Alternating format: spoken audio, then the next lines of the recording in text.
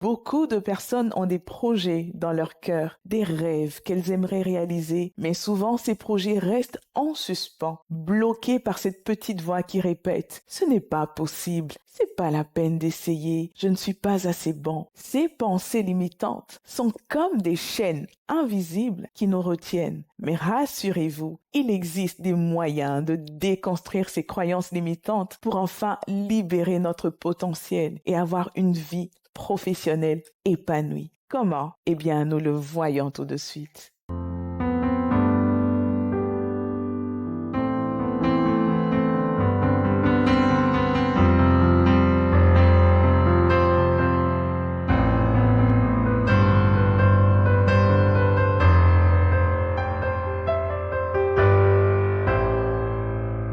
Je suis Rachel Fonga, consultante en ressources humaines et je vous aide à retrouver du sens dans vos activités professionnelles, améliorer votre productivité et augmenter vos performances. N'hésitez pas à vous abonner à notre chaîne et activer la cloche de notification pour ne manquer aucun de nos conseils éclairés. N'oubliez pas de liker, commenter et partager la vidéo, ça pourrait aider quelqu'un. Aujourd'hui, nous parlons des croyances limitantes, un sujet très épineux qui insidieusement empêche un trop grand nombre de personnes de se réaliser professionnellement. Nous les rencontrons dans tous les domaines de la vie de l'homme. Toutefois, dans le cadre de cette vidéo, nous nous limiterons à notre contexte, qui est le milieu professionnel. Comprendre les croyances limitantes.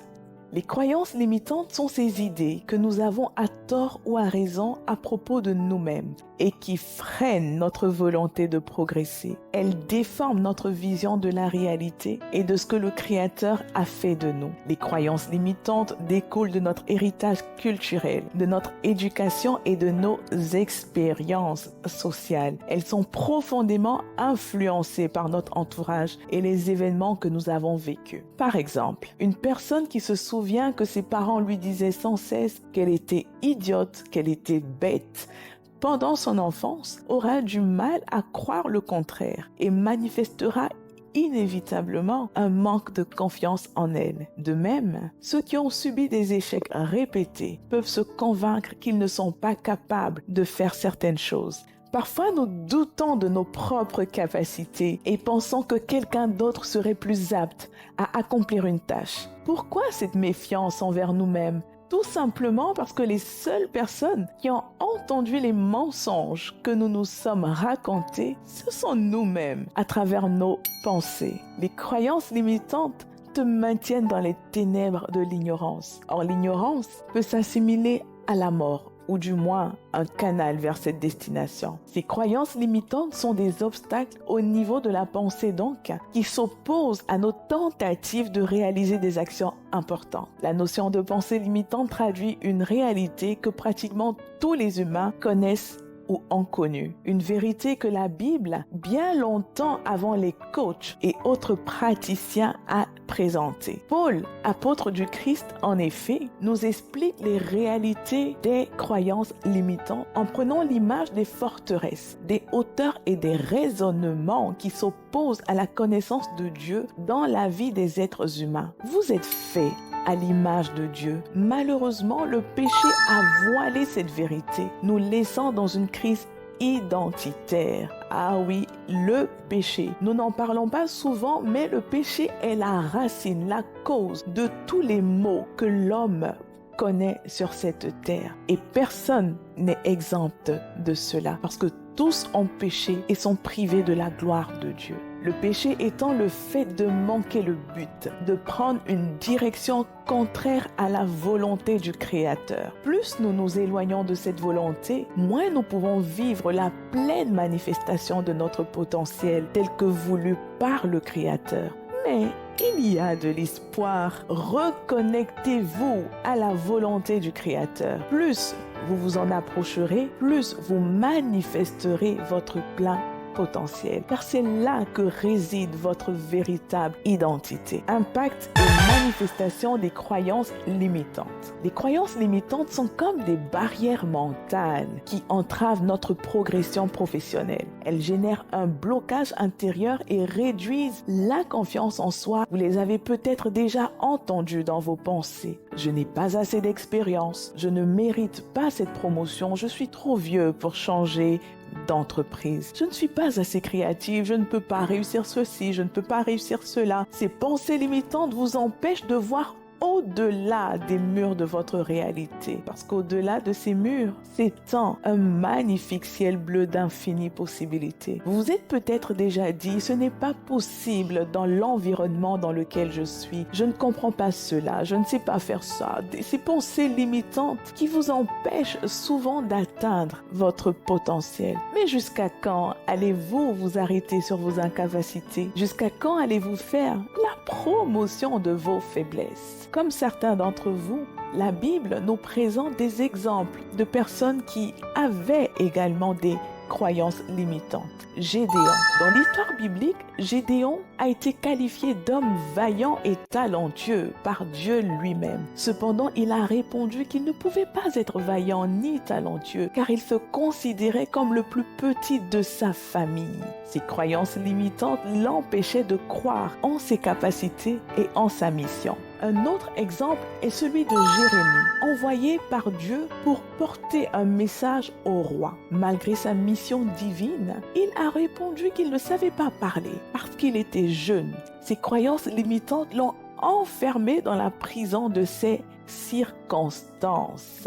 J'aimerais maintenant vous partager une histoire qui personnellement m'inspire énormément, celle de Nick Vujicic. Né le 4 décembre 1982 à Melbourne, Nick est un prédicateur chrétien et motivateur australien. Atteint d'une maladie rare appelée Tetra Amelia, il est né sans bras ni jambes, mais avec 2 petits pieds, dont l'un possède 2 orteils. Malgré ses handicaps physiques, Nick a surmonté ses croyances limitantes et est devenu un homme d'impact remarquable.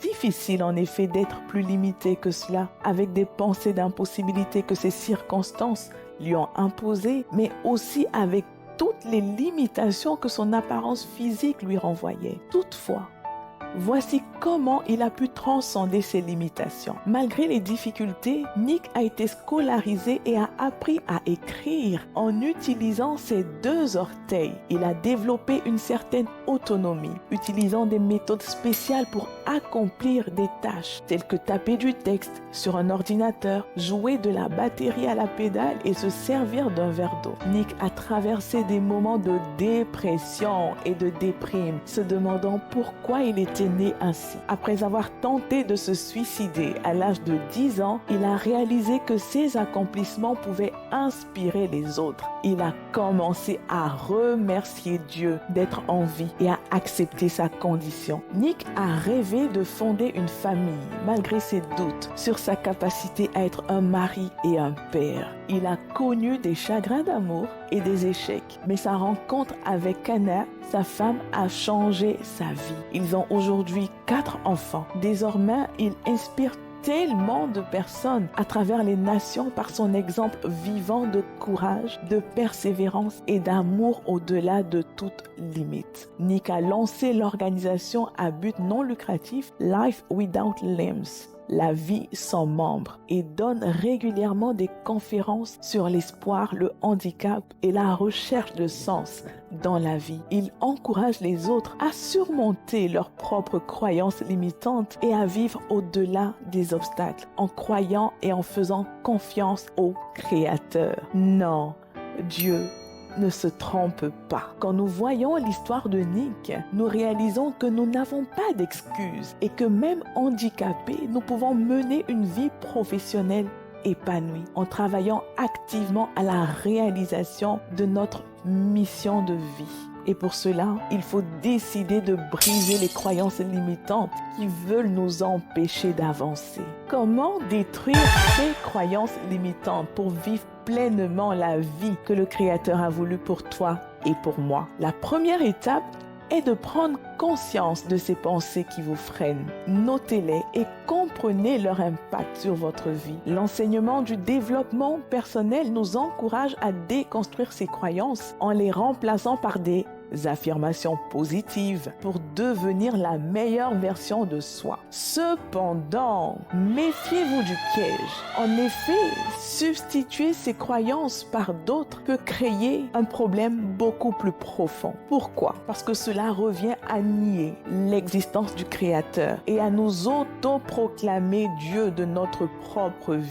Au lieu de cela, reconnaissez une source supérieure qui vous guide et vous inspire et qui est prête à vous aider dans toutes vos incapacités et vos faiblesses. Jérémie, Gédéon et Nick ont tous partagé une conviction profonde. Leur propre force ne suffisait pas. Ils ont compris que pour accomplir leur mission de vie, ils devaient faire confiance au Créateur. Voici un appel à l'action pour aujourd'hui, inspiré par leur exemple. Peu importe leur origine, reconnaissez vos limites humaines. Nous ne pouvons pas tout faire par nos propres moyens. Repositionnez votre foi en celui qui vous a créé. Le péché peut vous avoir détourné du but initial, mais la vérité de sa parole vous ramènera certainement sur la bonne voie. Vous n'irez pas bien loin sans votre Créateur, mais grâce à Jésus et à son sacrifice à la croix qui nous délivre du péché, sa mort et sa résurrection qui nous donne la vie, nous pouvons nous réconcilier avec Dieu et retrouver cette image parfaite, cette identité perdue. Aussi, recensez ces pensées qui vous ont empêché d'aller au-delà, ces pensées qui vous ont freiné dans votre épanouissement professionnel jusque-là. Mais ne vous arrêtez pas là, combattez-les avec la vérité. Rappelez-vous que tout est possible pour celui qui croit en Dieu et qui décide de travailler pour réaliser ses rêves. Alors levez-vous et agissez parce que it's time to work.